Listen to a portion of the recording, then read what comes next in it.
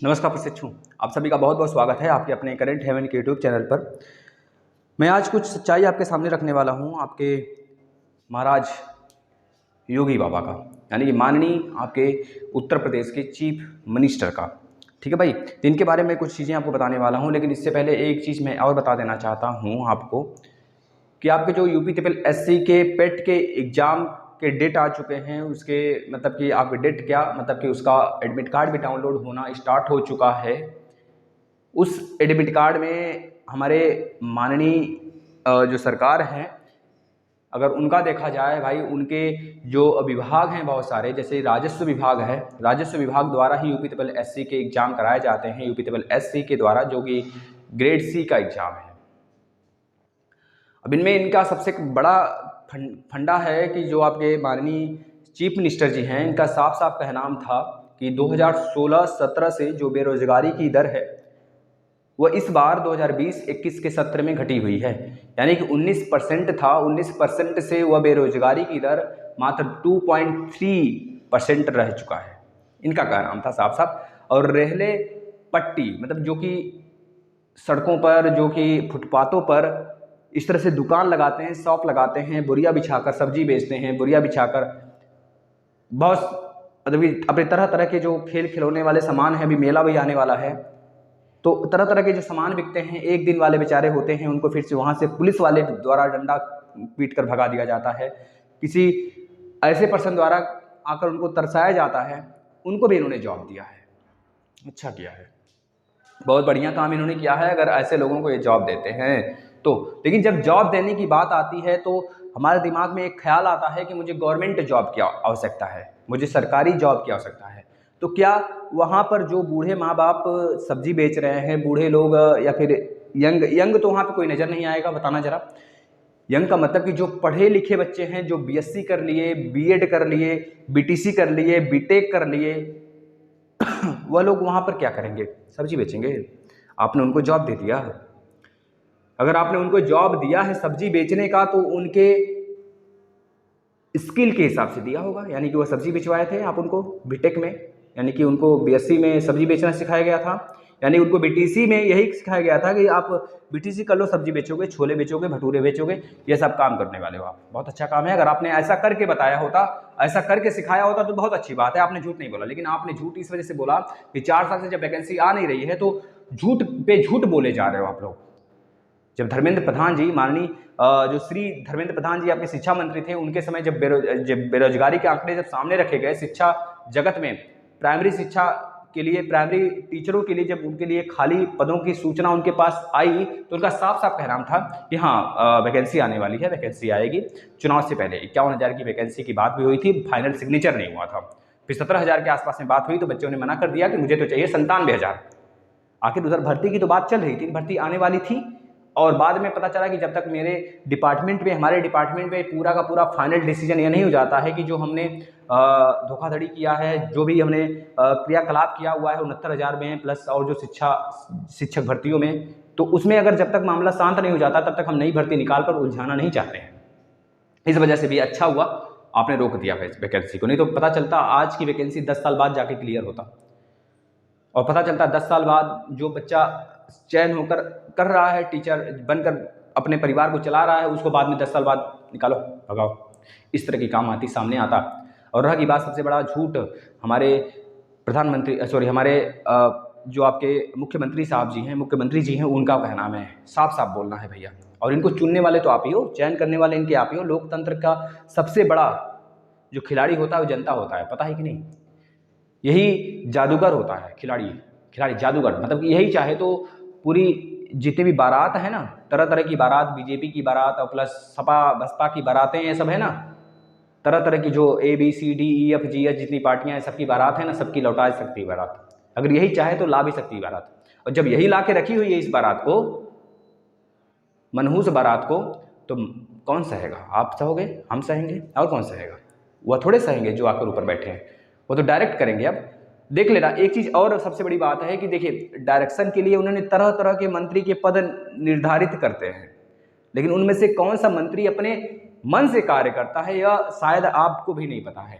अगर आप शिक्षा मंत्री जी के सामने, जो इस समय श्री संदीप सिंह जी हमारे शिक्षा जगत के जो शिक्षा मंत्री जी बने हुए हैं, अगर उनसे पूछा जाए, विपक्षी पार्टी द्वारा पूछा भी गया था उनसे कि कितने सीटें खाली हैं आप बताओ, अगर आप लोग समायोजन की प्रक्रिया चला रहे हो या समायोजन की प्रक्रिया चल भी रही है, आप ट्रांसफ़र किए जा रहे हो टीचर को गांव से शहर में, शहर से गांव में, इसी को हम कहते हैं समायोजन की प्रक्रिया। मतलब आप जहां पर ज़्यादा हैं टीचर, उसको उठाकर कम वाली जगह भेज रहे हो। कुछ जगह तो यह भी पाया गया जहां पर टीचर हैं वहां पर प्रिंसिपल अगर नहीं है तो टीचर प्रिंसिपल की तरह कार्य कर रहा है, और उस प्रिंसिपल के पद के लिए तो कार्य कर ही रहा है, लेकिन पा रहा है वेतन टीचर का। सोच लो, मतलब क्या है यह? आप अपने जेब, मतलब एक तरह से कहा जाए तो वही बात तो हो गई, चोरी करना। जो डायरेक्टली नहीं, आप इनडायरेक्टली कर रहे हो, कर तो रहे हो चोरी। आप सीटें बचा कर क्यों रख रहे हो? आप अभी तक ये डिसीजन हुआ ही नहीं है कि जो हमारे शिक्षा मित्र भाई बहन है उनको परमानेंट कर दिया गया, लेकिन उनको आप परमानेंट में जोड़कर यह दिखा रहे हो कि इतने हमारे शिक्षा जगत में इतने बच्चे ऐसे हैं, मतलब इतने सीट, कोई बता रहा है कि इतनी सीट पीएबी के कारण, पीएबी के द्वारा इतनी सीटें खाली हैं। 1,45,000, 1,43,000 ऐसे कुछ आंकड़े आ रहे हैं, 1,00,000 प्लस ही आ रहा है, 1,23,000 शायद ऐसे कुछ आ रहा है। मतलब माफ़ी दीजिएगा मुझे, थोड़ा सा इसके आंकड़े मुझे याद नहीं आ रहे हैं। तो इस आंकड़े को आप बता रहे हो कि जो शिक्षा मित्र भाई बहन अगर उसको जोड़ दें तो जोड़ दें, अभी जोड़ा नहीं गया है, फिर क्या ही बात रह जाएगी भाई। और पिछली बार की जो वैकेंसी आई थी उसमें भी तो बहुत सारे शिक्षा मित्र हमारे भाई बहन डायरेक्ट, मतलब एक तरह से जब पेपर दिया तो उनका हो गया था उसमें, और आप उस वैकेंसी को भी उलझा के रखे हुए हो। तो नई वैकेंसी में अगर आ भी जाती है ना बच्चों, तो बहुत ज़्यादा डिस्टर्बेंस होगा। पता चला आप पेपर दे लेते हो आज, और पता चला आपके जब 2 बच्चे हो गए तब जाके आपको तसल्ली मिली कि हाँ हाँ यह वैकेंसी अब क्लियर हुआ जाकर। समझ रहे हो ना? यह चीज़ें समाज में बहुत दयनीय स्थिति क्रिएट कर रही हैं, और अपना जो कारण है ना, अपनी जो गलतियां ये दूसरे पे थोपते हैं। बस इनका यही पूरा का पूरा मानना है। अगर आप लोग तैयारी कर रहे हैं तो हम आप लोग को डिमोटिवेट तो नहीं करेंगे, और आप लोग तैयारी करते रहिए, करता भी रहना चाहिए तैयारी, क्योंकि हमें एक चांस की आवश्यकता होती है। एक चांस हमें मिल जाए तो बहुत ही अच्छा होता है, और उसमें अगर अपनी ताकत पूरी झोंक कर रखे रहते हैं तो वही बच्चे निकाल लेते हैं। ठीक है ना? और सबसे बड़ा मुद्दा यहाँ पर यह भी है वैकेंसी नए आने का मेरे भाई, कि आपका जो डीएलएड और बीएड का मामला उलझा हुआ यह भी है, और प्लस 69,000 के मामले में कुछ आरक्षण विवाद हैं वह भी हो सकते हैं। बहुत सारे कारण, ये पहलुएं हैं जो कि शिक्षा जगत के जो उच्च अधिकारी हैं शिक्षा जगत में, तो उनका साफ साफ कहना है कि जब भी मीटिंग होती है तो बहुत तरह तरह के विवाद सामने आते हैं। तो हमारा यही मानना होता है कि यह विवाद जब तक निपटे नहीं तब तक नई वैकेंसी आए ना, नहीं तो पता चला यह विवाद निपटा ही नहीं है, नई वैकेंसी आ गई तो वह भी उलझ जाएगी, और हमारे लिए एक और बखेड़ा खड़ा हो जाएगा। अगर आपको मान लीजिए ये चीज़ें तो ठीक है, अगर आप सोच रहे हो, तो अगर आपको यह चीज़ें पता हैं कि नए बखेड़े खड़े हो रहे हैं, वैकेंसी नहीं आ रही, तो डीएलएड को बंद करो ना। डीएलएड क्यों चला रहे हो? आज हमारे सामने एक बच्चा आया, मैंने बोला कि भाई देखो डीएलएड संस्था बहुत मतलब कि एक तरह से आलसी है और ख़राब हो जाएगी, बच्चे बहुत परेशान हैं, बच्चे कह रहे हैं मैं सेहत अपना ख़राब कर लूँगा, ये कर लूँगा, मैं फला ढकाना, मतलब समझ रहे हो बच्चों का मेंटल डिस्टर्बेंस किस प्रकार से हो जाता है जब वह किसी चीज़ को एक नज़र से देखते हैं। उनकी फैमिली डिस्टर्ब होती है, फैमिली में बहुत सारे उठापटक होते हैं, तो उनके दिमाग में बहुत कुछ चलता है, भाई कुछ भी कर सकते हैं। एक बहन जी थी, उनकी 2 बच्चे थे, वो डायरेक्ट हमको धमकी दे रही थी कि सर कुछ करिए वरना मेरा तो हमने कहा भाई ऐसी कुछ बात नहीं है, और रह की बात एक डीएलएड आपका भविष्य नहीं तय कर सकता है, लेकिन उन्होंने बोला कि नहीं सर मैं बहुत परेशान हूँ, मैं कुछ भी कर सकती हूँ। तो मैंने उनके लिए वीडियो भी करा था। ऐसी परेशानियाँ आती हैं सामने, और यह इसका वजह सरकार ही है।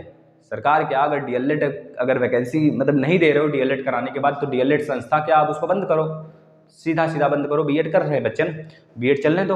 अब डीएलएड का क्रेज भी डाउन हो चुका है। एक मित्र आए फर्स्ट सेमेस्टर में, उन्होंने एडमिशन लिया है 2022 में, तो उनका साफ साफ का नाम था, अरे सर हाँ बताइए, हाथ जोड़कर मुझसे वो बोल रहे हैं भाई, मतलब कि लिखा था, कई बार बच्चे ने लिखा था हाथ जोड़कर, मेरे पास उनका स्क्रीनशॉट भी है, अगर कहोगे तो मैं कम्युनिटी में लगा दूंगा। सर बताइए सर क्या हो गया, सर डीएलएड करे या ना करे सर, तो अब तो मैंने एडमिशन भी ले लिया है।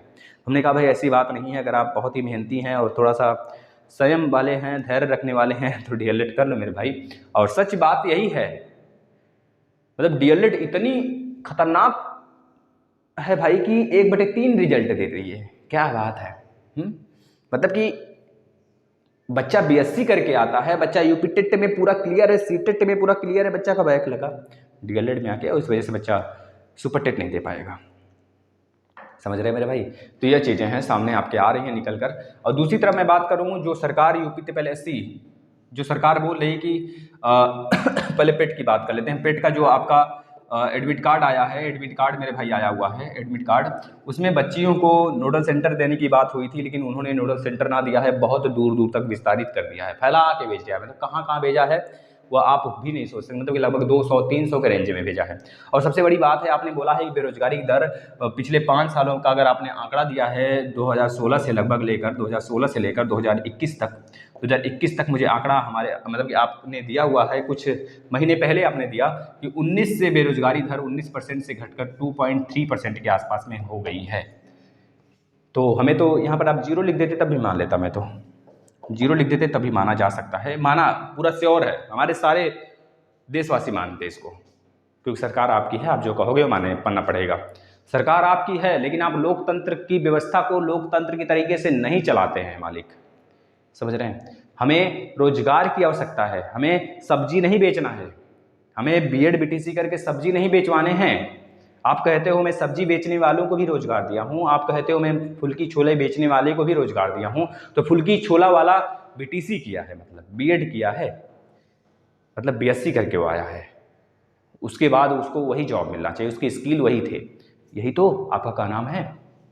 मतलब बच्चा देगा 2 लाख रुपए, 1 लाख रुपए फीस देगा 2 साल का, उसके बाद वह करीब 5 साल लगाएगा फुल्की छोला बेचकर 1 लाख रुपए निकलवाने में, 1 लाख रुपए निकालने में। मैं ये नहीं बात कर रहा हूँ कि दिल्ली में जाकर छोला बेचो और बंगाल में जहाँ पे बहुत ज़्यादा पब्लिक आती जाती है वहाँ पे जाके वीआईपी व्यवस्था में जाके छोला फुल्की बेचो और बहुत पैसे आएंगे वहाँ पे। मैं ये नहीं कह रहा हूँ, इस बात को दिमाग में रख लेना। अगर आपका मेंटल यही कहता है, आपका मानना यही है, तो आप बहुत ही उच्च कोटि के हो फिर, ठीक है ना। तो ये चीज़ आपके सामने है। और रही बात 19 से जब 2.3% घटा है बेरोजगारी दर, तो आपका मानना है कि मैंने करोड़ों रोजगार दिया है।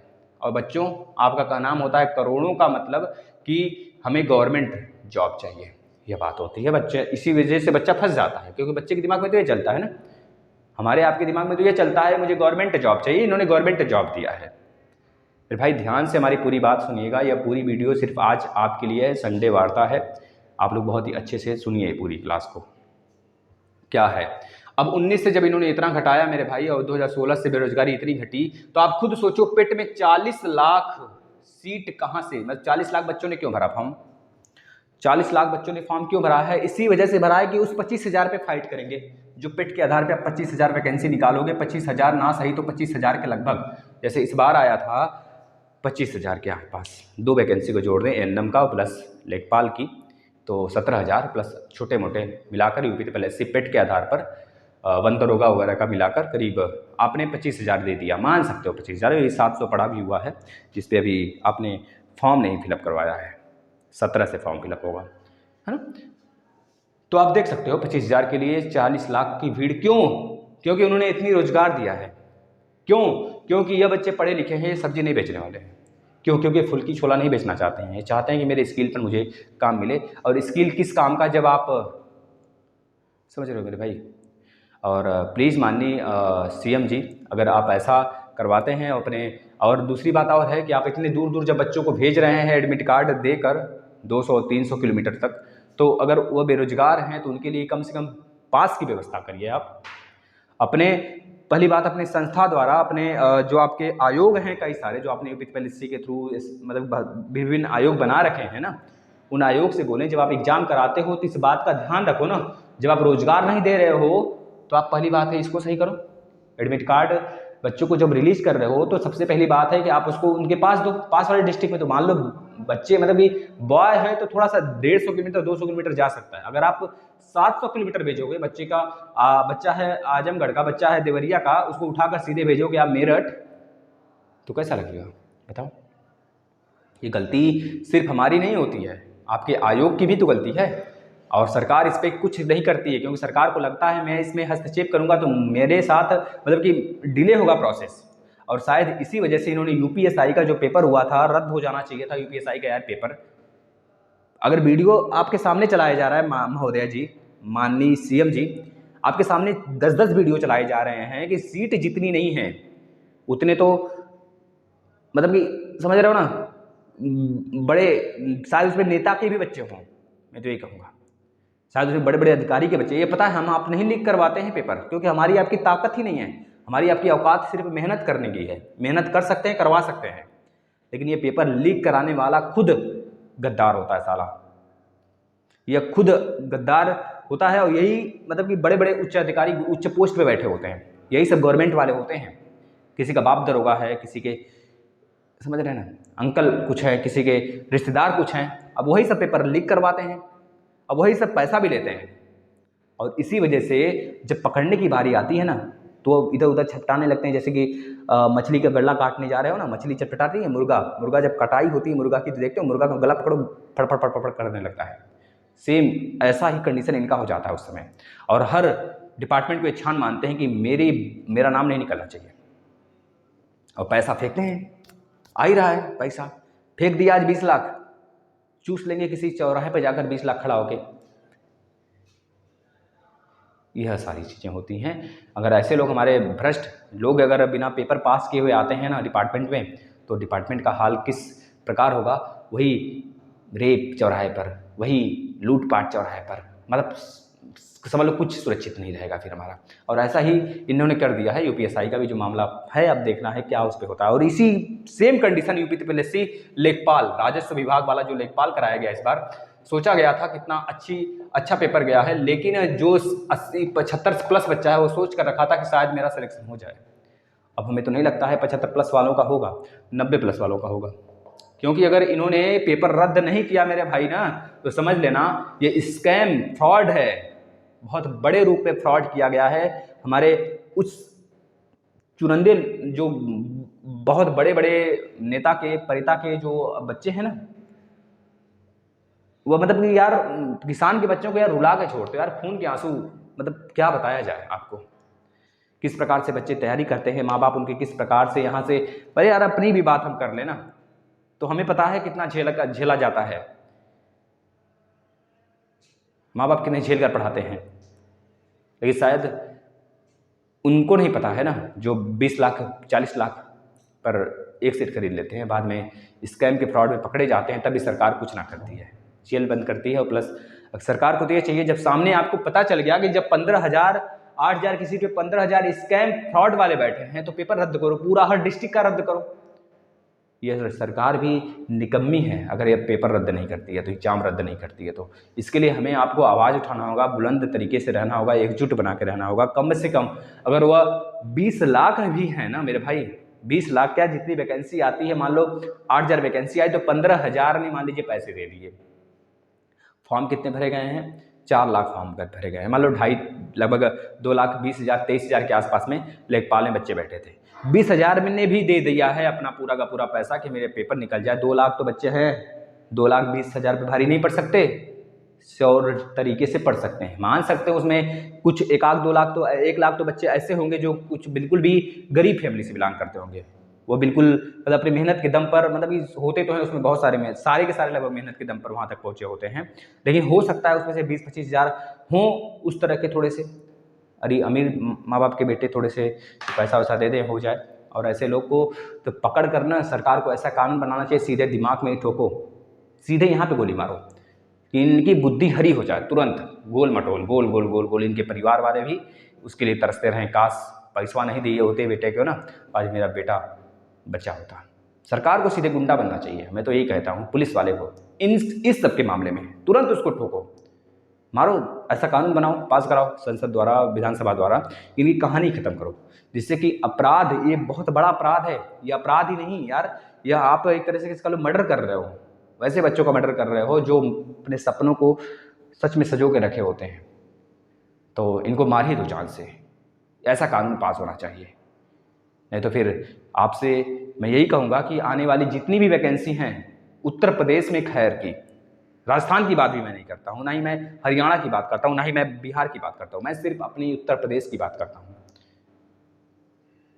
केंद्रीय लेवल पे मैं नहीं बात करना चाहता हूँ। हम क्या किसी के मैं किसी से नहीं बात करूँगा, मतलब केंद्रीय लेवल पे कोई वैकेंसी ऐसा नहीं कि जो अच्छे तरीके से न क्लियर होती हो, शायद ही कोई हो, थोड़ा मोड़ा होता तो हर जगह है। लेकिन हमारे उत्तर प्रदेश में पिछले 5-6 साल में जितनी भी चीज़ें क्लियर हुई हैं। चाहे यूपीएसआई की बात कर लीजिए, लेखपाल का होने वाला होगा कि नहीं होगा भगवान न जाने, भगवान खुदा न खास्ता ना हो भाई ये क्लियर, तो भी बेहतर है। साला 1 साल बाद ही क्लियर हो, लेकिन बढ़िया से क्लियर हो, फिर से एग्जाम कराए इसका। लेखपाल हो गया, यूपीएसआई हो गई, पिछली 2 शिक्षक भर्तियां हो गई। यूपी टेट यार देख लो यार, अगर तुम यूपी टेट का पेपर कैंसिल करवा के फिर से करवा सकते हो, क्यों? क्योंकि पात्रता परीक्षा थी ना, अपने नाक को लंबा चौड़ा करना चाहते थे उस समय। तुम्हारा मतलब कि इसमें आपका जो है चुनाव चल रहा था ना, बहुत ज़्यादा छाती चौड़े करना चाहते थे। अरे यार कम से कम खुद सोचो कि तुम कितना ज़्यादा, पहले के जो मंत्री होते थे ना, ट्रेन पलटी इस्तीफा दे दिए। आपके तो चोर इतने बैठे हैं ना कि ट्रेन क्या पूरा दुनिया पलट जाए ना तो गद्दी नहीं पलटने देंगे अपना। उठने की बात ही छोड़ो, चिपके रहेंगे। उनके लिए वीआईपी फेविकोल फेविकिप आएगा, ससुरा बैठा दो ना तो चिपक जाए गद्दी के साथ। अगर उनको कह दो ना अपने भाई को मार कर बन जाओ ना, तो अपने कत्लेआम मचा देंगे भाई, गद्दी के लिए भाई भाई, और यहाँ तक कि माँ की भी मर्डर कर देंगे सब। समझ रहे हैं ना, अपनी माँ की। इन लोग की इतनी औकात है ना, आप समझ गए क्या है, किस प्रकार है। आप खुद उठा के देख लो यार, मैं क्या नाम लूँ किसी का, छोड़ो। ये चीज़ें आपके सामने जो मैंने बताया है, और यही सच्चाई है इन लोग की। अगर आप लोग चाहते हैं कि ये सारी चीज़ सुधरे, तो हर एक बात पर, जैसे लेखपाल का है तो इस पर आवाज़ उठाओ। नहीं तो पेट पास कर लोगे, 25,000 की वैकेंसी, 25,000 आने वाली है, जो 25,000 30,000 वैकेंसी आएगी, इस पर हर साल बोला गया है, आएगी भी, निश्चित आएगी। तो इसमें आप बैठोगे ना सिर्फ नाम मात्र के लिए, हाँ बैठे थे, 25,000 30,000 आई थी, लेकिन ले जाएगा कौन? वही ले जाएगा जो आया, बस एग्जाम में बैठा, कॉलर टाइट करके या दे गया उधर बाबू को पैसे उसे देकर, मस्त है बच्चा। तो यह रहा, थोड़ा सा मैंने आपका टाइम लिया, इसके लिए मैं क्षमा चाहता हूँ। और शिक्षक भर्ती की तो बात ना करो भाई। शिक्षक भर्ती, जहाँ तक मेरा मानना है भाई, जो भी चीज़ें सामने आ रही हैं उस सब को देखते हुए शिक्षक भर्ती इस साल तो कुछ पल्ले नहीं पड़ेगा, पता है कि नहीं। और जब जब भी आवाज़ उठाई जा रही है ना, उनका साफ साफ यही का नाम है कि हमारे यहाँ तो शिक्षक और छात्र का अनुपात बराबर है। वाह क्या बात है। और रही बात कहाँ पे धांधली नहीं है, ये तो मैं हर जगह आप देख रहे हैं। लेकिन प्लीज़ आपसे एक रिक्वेस्ट और है, कभी मोराल डाउन नहीं करेंगे, अपने मोटिवेशन को हमेशा जुनून, अपनी ताकत बना के रखेंगे अपनी पढ़ाई को। और यही आपका सच्चा हथियार है, चाहे एक लड़की हो चाहे एक लड़का हो। उनके माँ बाप भी उनके सपोर्टिव होते हैं। जब बच्चा पढ़ता है, एज वगैरह कुछ नहीं मायने रखता भाई। 35 साल तक 30 साल तक पढ़ो ना, मस्त तरीके से पढ़ो, एकदम जुनून। अब ऐसा ना है कि आप पढ़ते वक्त कुछ काम नहीं कर सकते। मैं भी तो पढ़ता हूँ, कुछ काम भी करता हूँ साइड से। तो प्लीज़, अगर इतना ज़्यादा इकोनॉमिकली वीकर है, बहुत ज़्यादा आप फैमिली से बिलोंग, मतलब पुअर फैमिली से बिलोंग करते हैं, तो आप थोड़ा सा टीच वगैरह कर सकते हैं कहीं। आपके टीचिंग करने से आपके जो पढ़ाने का प्रक्रिया उसमें इन्हेंस आएगा। अगर आप मान सकते हो, अगर कभी गवर्नमेंट जॉब ना पाए तो उस एक तरीके से जो टीचिंग आपकी क्वालिटी है उसके माध्यम से भी आप बहुत अच्छे अच्छे कॉन्वेंट स्कूल में 50,000 60,000 आराम से पा सकते हैं। लेकिन अच्छी चीज़ें रहनी चाहिए, स्टाइल से पढ़ाने चाहिए, और बच्चों को एक बार में समझ में आना चाहिए सारी चीज़ें। तो प्लीज़ आपसे रिक्वेस्ट है, आप कभी मोरल डाउन नहीं करेंगे, इस वीडियो को ज़्यादा से ज़्यादा शेयर करेंगे कि हमारे उन भाइयों के पास ये वीडियो पहुँचे।